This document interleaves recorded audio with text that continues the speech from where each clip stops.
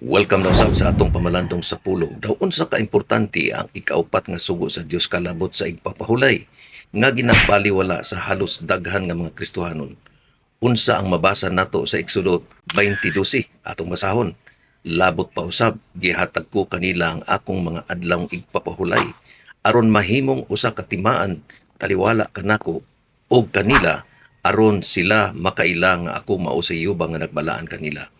Ang igpapahulay usa di ay kailanan timaan o marka nga kita nakaila sa Dios og nga kita iyang mga katawhan og hinumdumi nga kung sala ang pagpatay, pagpanapaw, pagpangawat, pagsaksi o bakak, pagsimba og mga larawan, dili pagtahod sa ginikanan, pangibog o paggamit sa ngalan sa Dios sa walay kapuslanan, sala usab ang pagsalikway sa ikapat nga sugo. Timan ni nga ang sala mao'y hinungdan nga si Kristo gilansang sa cross.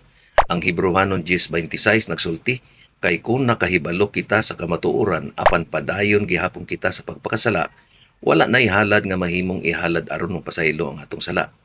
Higala, unsa ang imong pagsabot ug panghuna-huna niining butanga? Palihog i-comment lang diha sa comment section sa ubos. Follow for more content sa atong pamalandong sa pulong. Ang Dios mag-amping kanatong tanan. Kita ta sa sunod na pod nga video.